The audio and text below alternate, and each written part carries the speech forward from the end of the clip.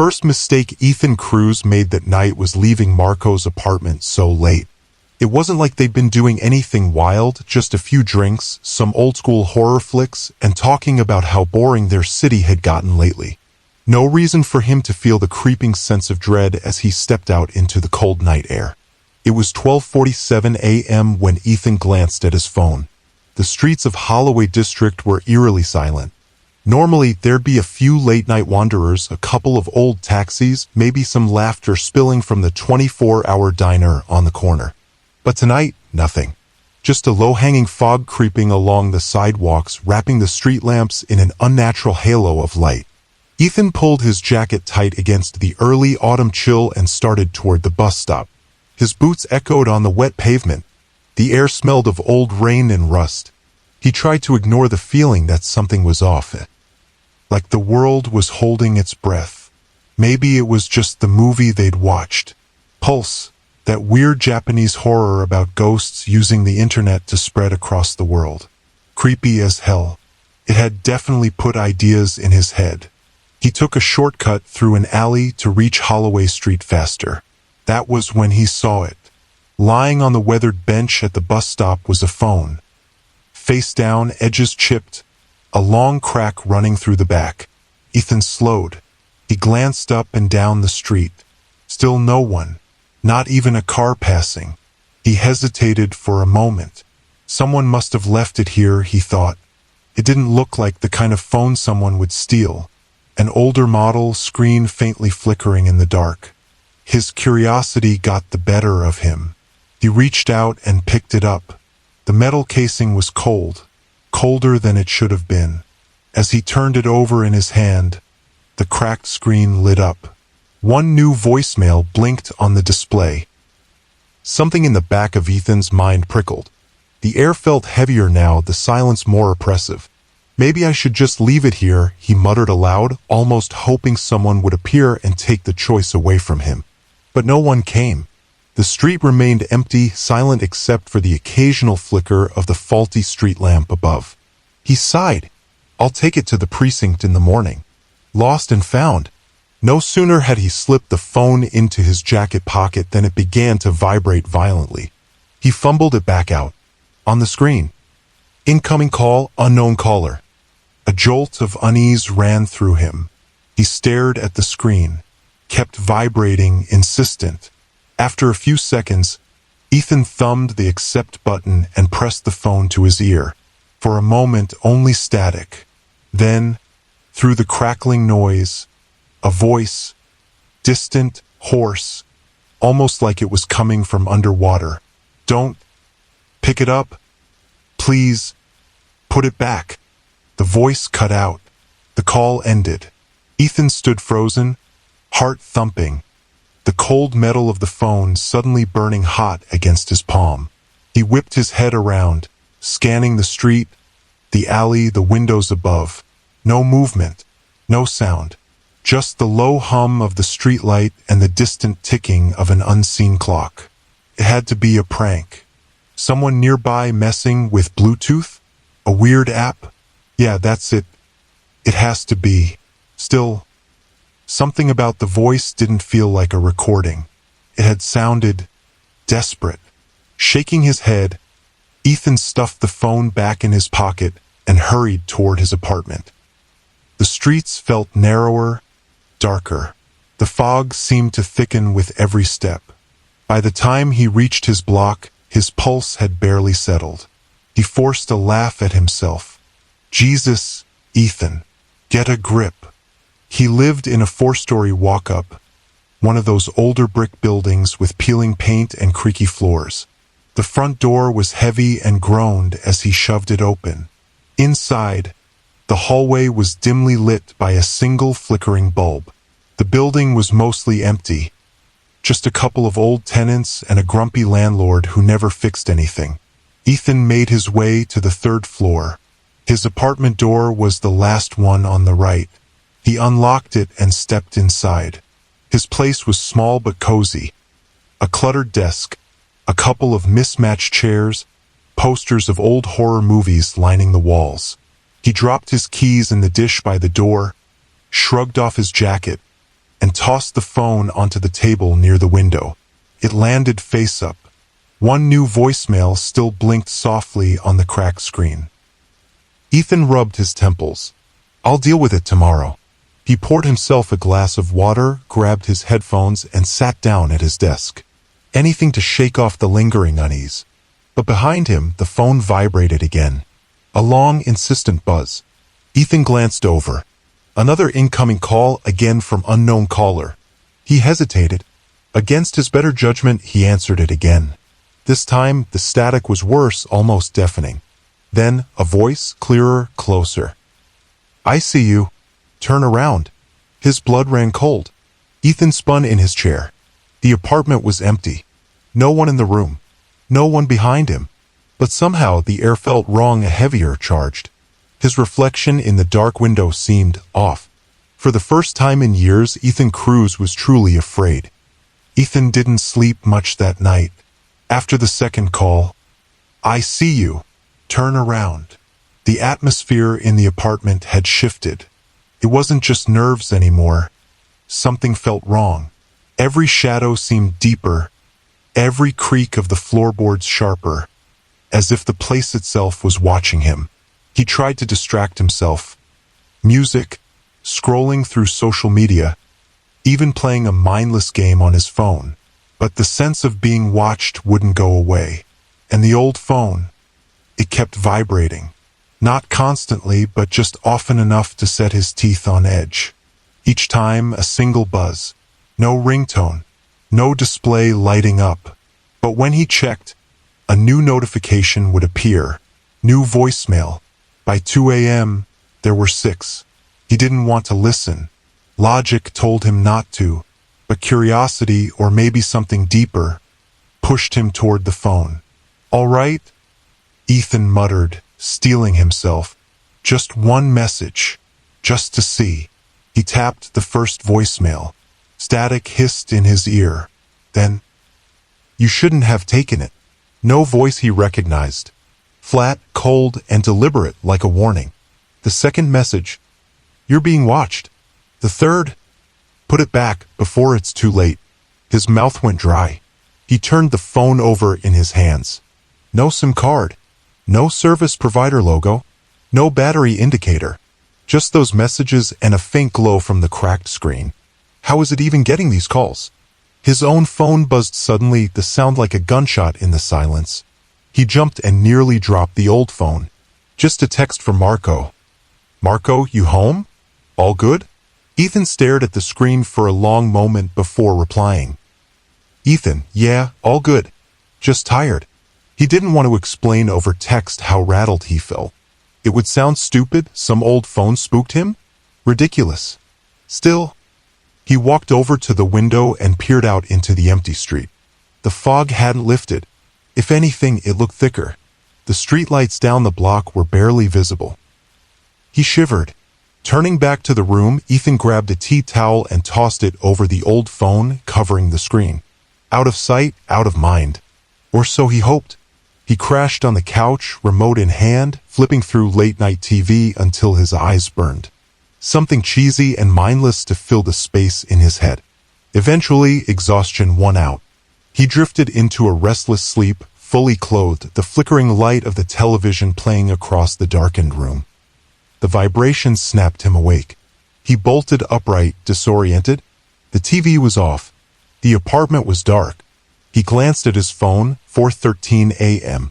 The old phone was buzzing again from under the towel. Ethan's heart hammered. He swallowed hard, grabbed the towel, and pulled it away. Unknown caller, incoming call. Hands shaking, he declined the call. But immediately after, a new voicemail notification appeared. New voicemail? His pulse pounded in his ears. He didn't want to listen.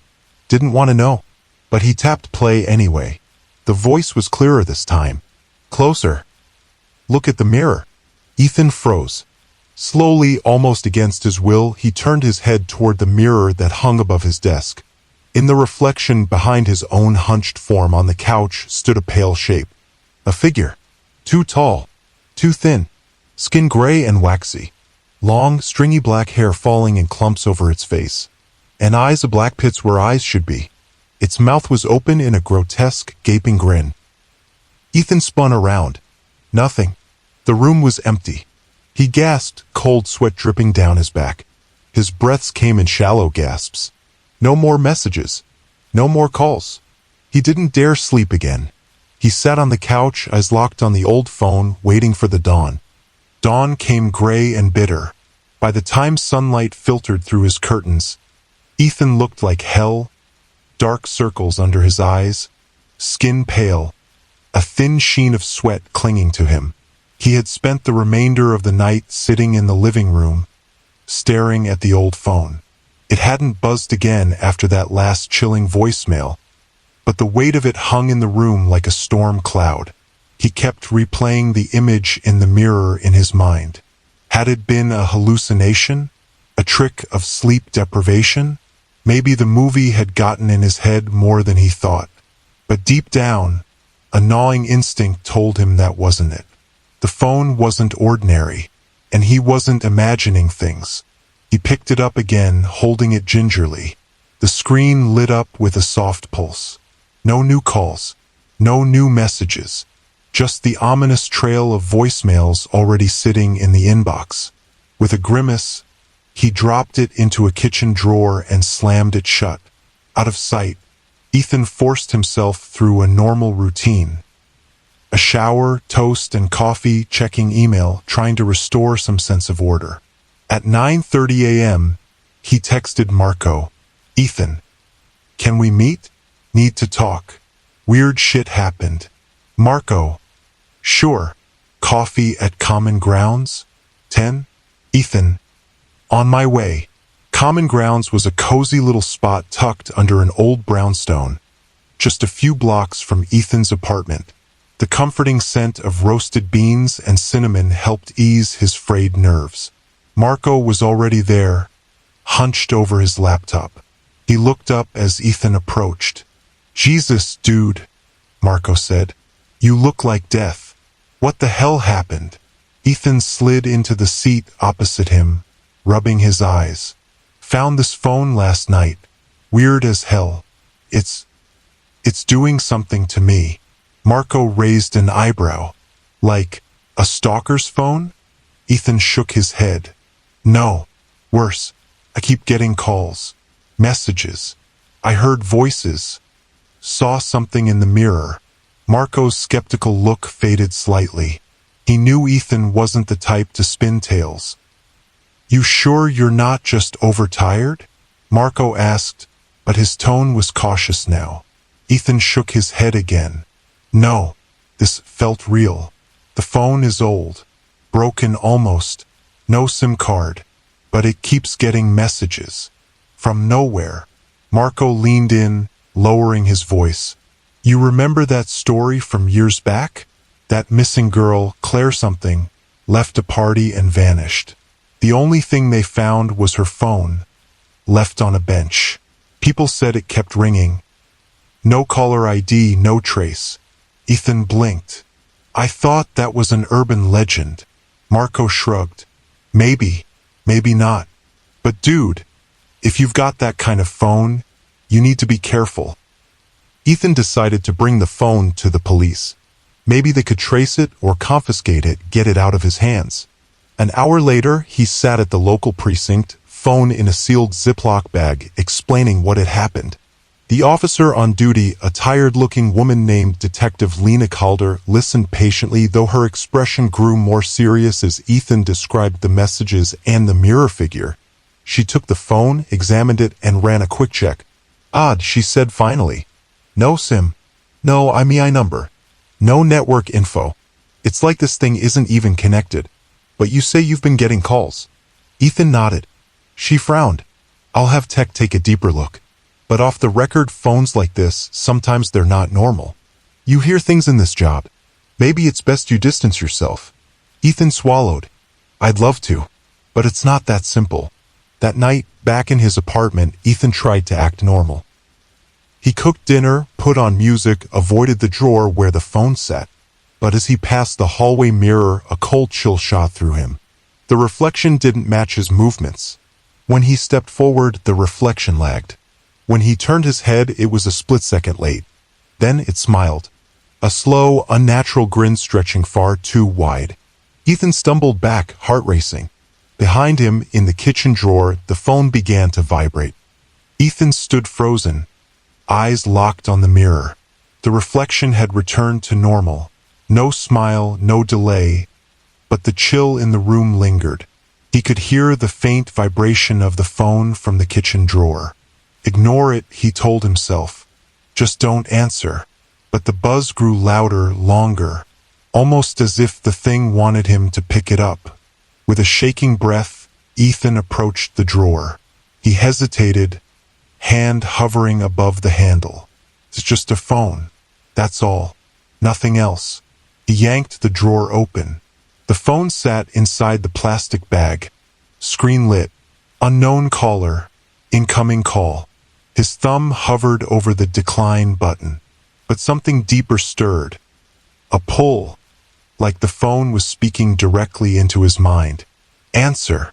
A whisper, soft and almost gentle, but coming from inside him. Ethan's breath caught. He fought the impulse, slammed the drawer shut, and stumbled back. No, he whispered. No more. That night, sleep wouldn't come. Every time he drifted toward unconsciousness, flashes of the pale figure from the mirror jolted him awake. By 3 a.m., exhaustion forced him to lie still in the dark. He stared at the ceiling, mind racing. Suddenly, a sharp click echoed from the hallway. The mirror. Another click, louder this time, like glass bending under strain. Ethan grabbed the flashlight from his nightstand and crept to the hallway.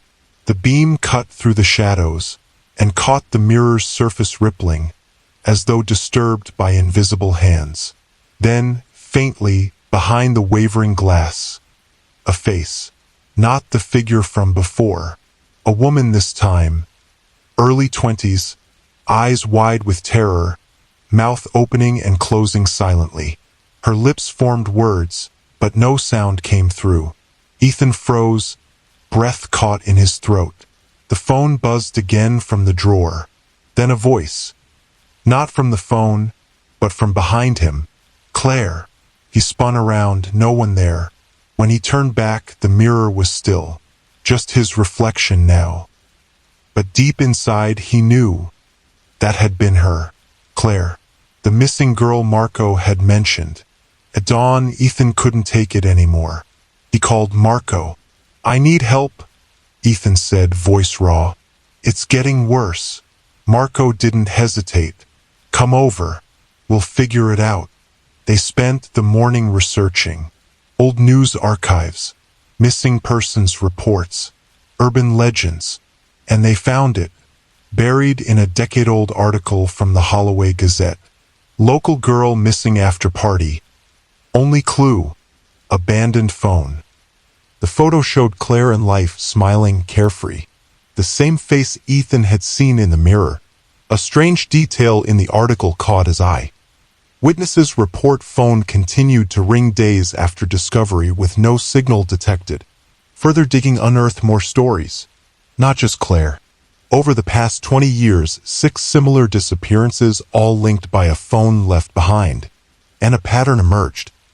Those who picked up the phone began seeing things. Hearing voices.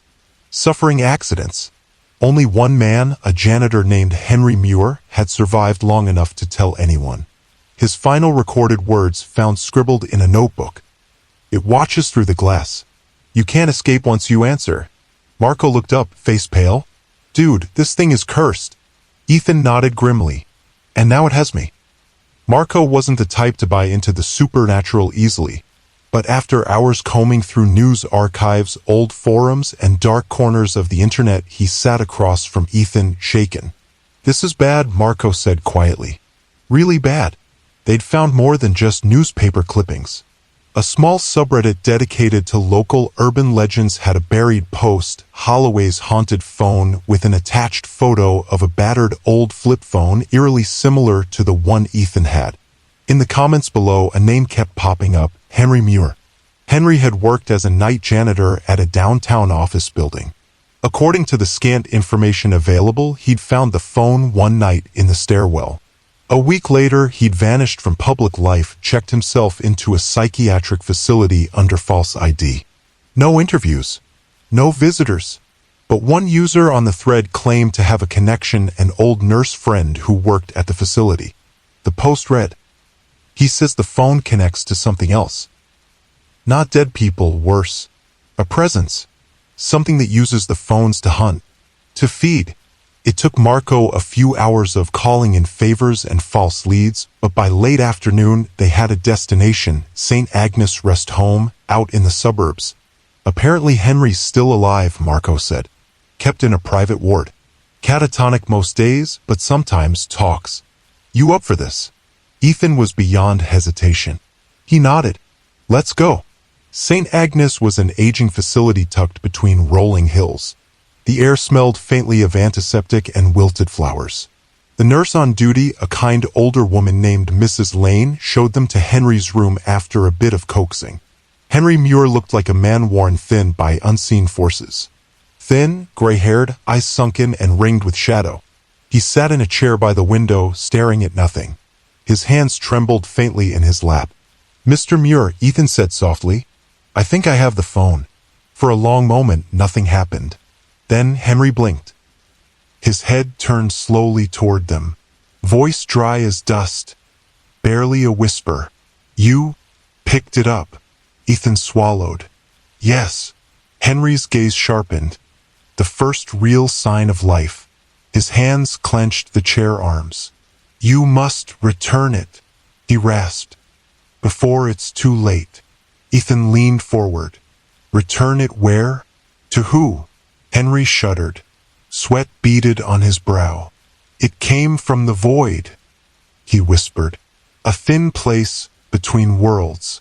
The phone is a lure, a door. You pick it up, and it marks you." He glanced toward the room's mirror, covered with a sheet.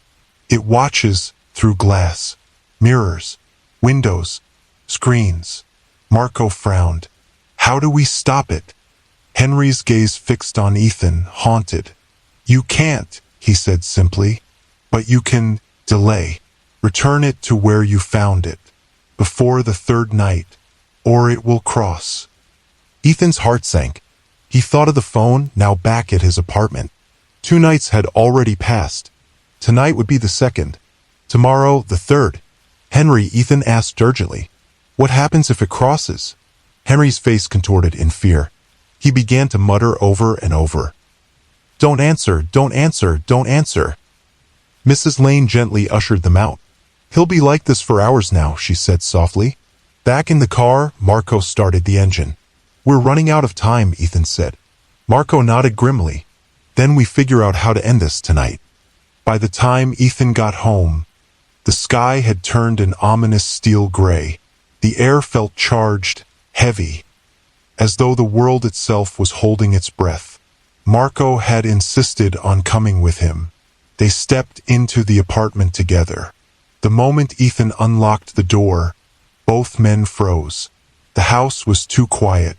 No city noise from the street, no hum of appliances. Just an unnatural silence. And the drawer was open. The phone sat on the counter now, screen dark, as if waiting. Marco swallowed. "You sure you left it in the drawer?" Ethan's throat was dry. "Positive." Marco pulled out his phone, started filming. "If anything happens, we're gonna need proof." Ethan approached the phone slowly. It was colder than the air around it. "Do we burn it?" Marco asked. "Smash it." Before Ethan could answer, the phone buzzed. A long, deep vibration. New voicemail received. Neither of them touched it, but the screen flickered, and the message began to play on its own. A low, static-filled voice. "One more night, and I will walk."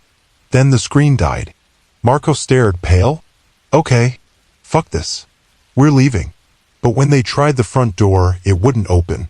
The deadbolt stuck. Then the window panes began to rattle, softly at first, then harder, as though an unseen force was testing them. Ethan's TV flickered on, no input, screen crackling with black and white static. In the shifting static, a face. Claire's face again, but her eyes were black pits, mouth moving silently. Marco backed away. It's not just the phone anymore. The mirror in the hallway began to drip, thick dark liquid seeping down its surface. Ethan's heart pounded. The words of Henry Muir echoed in his head. Return it before the third night. Marco found a baseball bat. We need to smash every mirror, every screen. Block the door. Ethan grabbed duct tape and towels. Together, they covered the TV, shattered the bathroom mirror, taped newspaper over the windows. But the phone buzzed again, and the lights flickered. A deep, resonant hum filled the apartment, like the sound of something immense stirring beneath the floorboards. Marco checked his phone. It's not just here. I've got no signal. Wi-Fi dead. We're cut off. Ethan looked at him grimly. Then we wait out the night, and at dawn we return it. Marco's voice dropped. If we make it to dawn. The night crawled by in endless minutes. Every so often, the phone would buzz again, sometimes once, sometimes in a series of 3. The walls creaked. A faint, mournful whisper drifted through the rooms. Around 3 a.m., the witching hour, things escalated. One by one, the covered mirrors and screens began to pulse faintly, as though reacting to an unseen presence.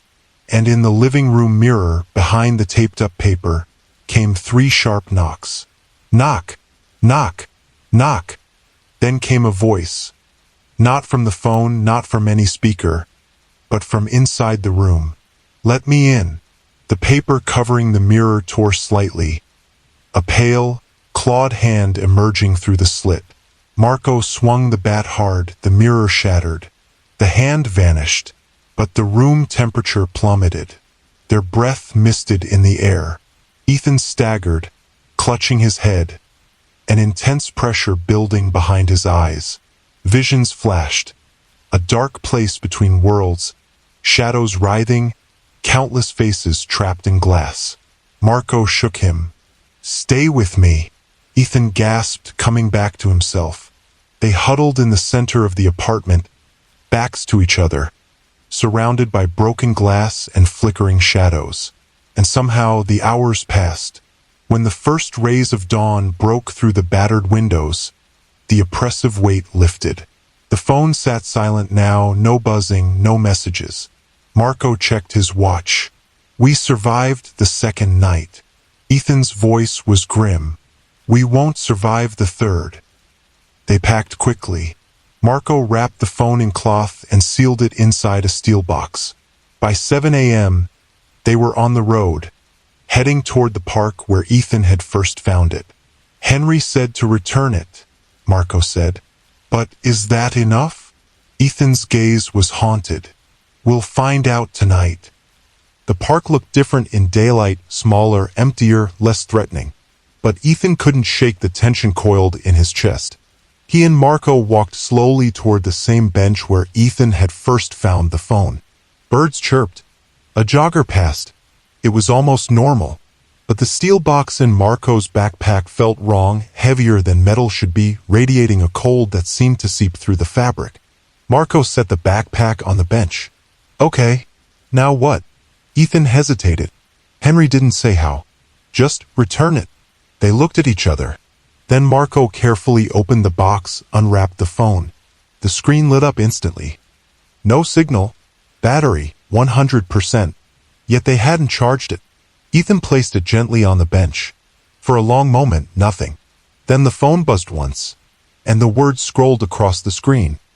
Not enough. A blast of cold wind swept through the park, rattling branches. The jogger in the distance stumbled, looked toward them, then hurried away, as though sensing the wrongness in the air. Marco swore. It won't let go. Ethan's breath fogged in the sudden chill. His mind raced. The void, he whispered.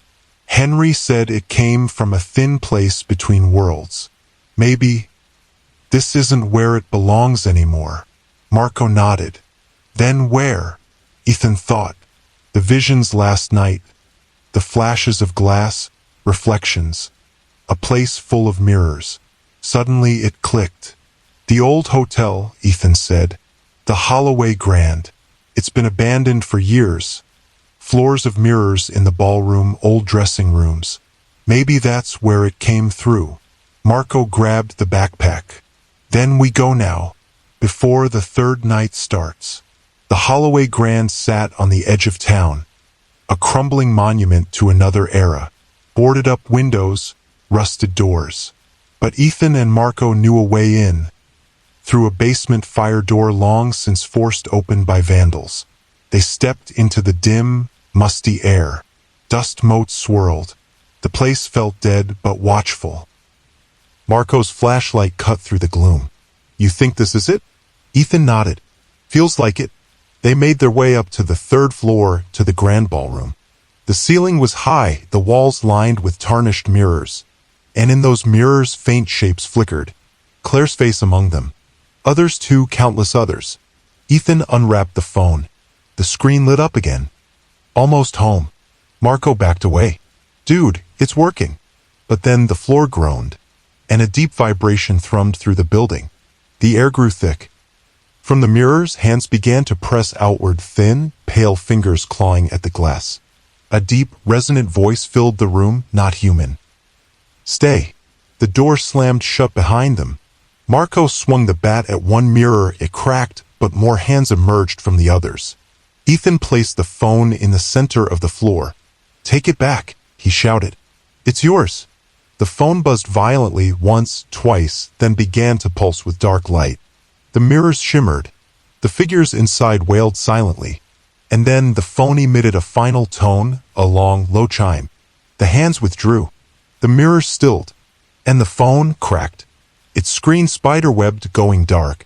A long silence followed. Marco lowered the bat. Did we do it? Ethan sagged to his knees, exhausted. I think so. They left the hotel in silence, dawn light creeping over the horizon. The phone remained behind, dead. The sun rose bright and clear. For the first time in days, Ethan and Marco felt hope. Back at Ethan's apartment, they collapsed onto the couch, battered, drained.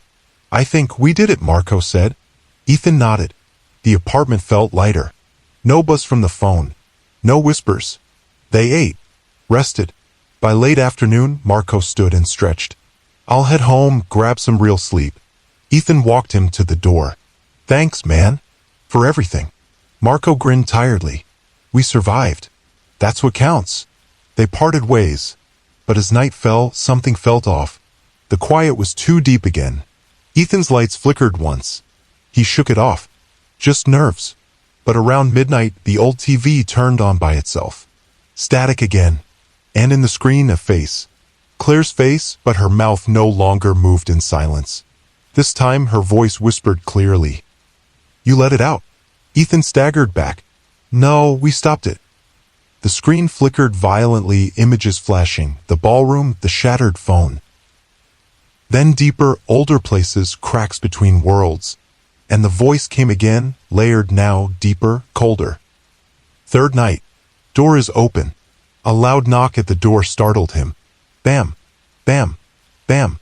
Heart racing, Ethan peered through the peephole, no one there. Another knock, this time from inside the hallway mirror. He covered the mirror with a sheet, heart hammering. Then his phone buzzed. His own phone this time. Unknown caller. Hand trembling, Ethan answered. A deep voice, inhuman. You answered. The call cut. Moments later, Marco called, his voice urgent, panicked. Ethan, something's wrong. It followed me home. Crashes in the background, Marco shouting, then static.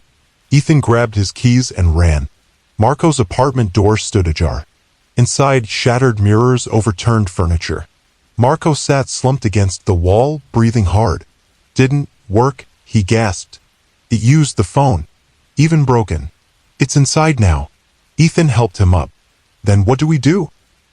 Marco's eyes were wild. Find the source. End it or we're next.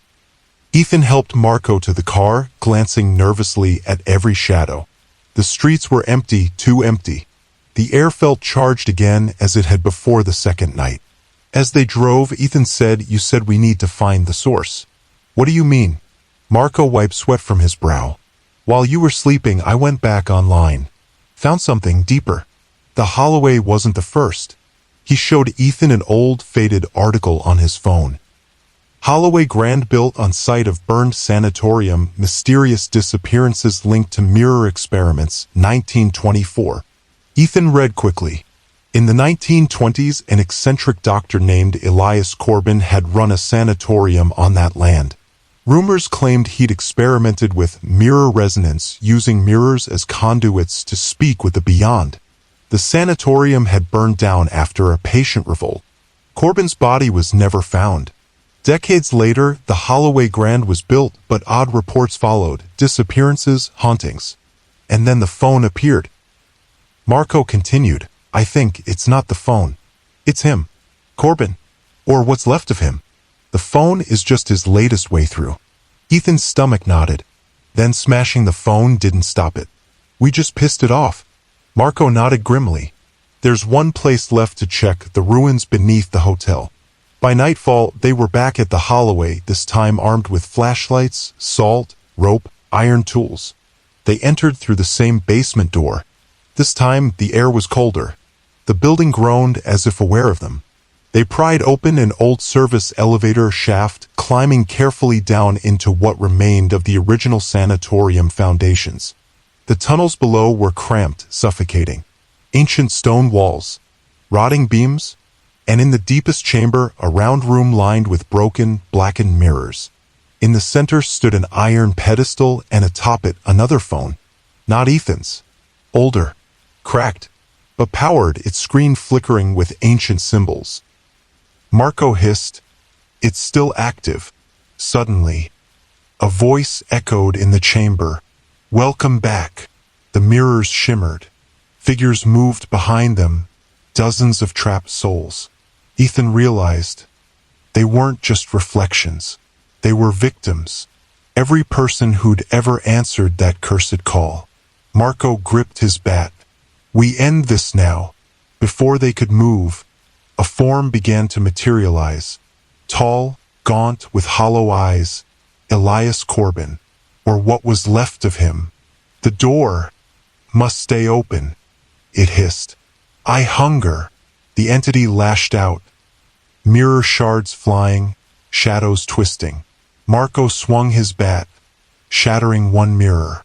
The trapped face inside let out a final, grateful sigh and vanished. Ethan grabbed the phone on the pedestal. Its screen burned his hands, but he held on. "You will not close my door," the entity shrieked. Ethan helped Marco to the car, glancing nervously at every shadow. The streets were empty, too empty. The air felt charged again as it had before the second night. As they drove, Ethan said, "You said we need to find the source." "What do you mean?" Marco wiped sweat from his brow. "While you were sleeping, I went back online. Found something deeper. The Holloway wasn't the first." He showed Ethan an old, faded article on his phone. Holloway Grand built on site of burned sanatorium, mysterious disappearances linked to mirror experiments, 1924. Ethan read quickly. In the 1920s, an eccentric doctor named Elias Corbin had run a sanatorium on that land. Rumors claimed he'd experimented with mirror resonance, using mirrors as conduits to speak with the beyond. The sanatorium had burned down after a patient revolt. Corbin's body was never found. Decades later, the Holloway Grand was built, but odd reports followed, disappearances, hauntings. And then the phone appeared. Marco continued, "I think it's not the phone. It's him. Corbin. Or what's left of him. The phone is just his latest way through." Ethan's stomach nodded. Then smashing the phone didn't stop it. "We just pissed it off." Marco nodded grimly. There's one place left to check, the ruins beneath the hotel. By nightfall, they were back at the Holloway, this time armed with flashlights, salt, rope, iron tools. They entered through the same basement door. This time, the air was colder.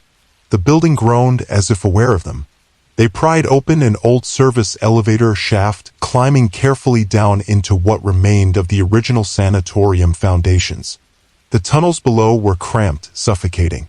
ancient stone walls, rotting beams, and in the deepest chamber, a round room lined with broken, blackened mirrors. In the center stood an iron pedestal, and atop it another phone. Not Ethan's. Older, cracked, but powered, its screen flickering with ancient symbols.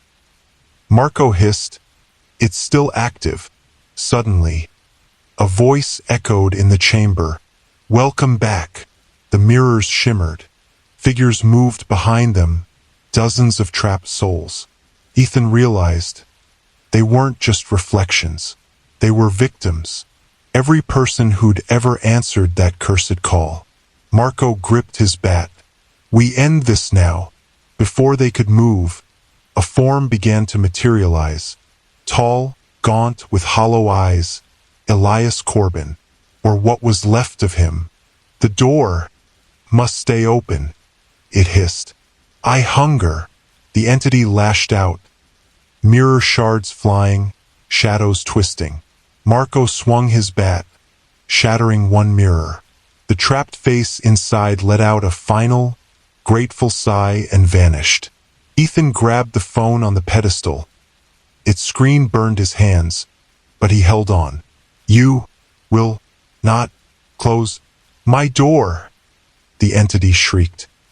Thinking fast, Ethan remembered Henry's words.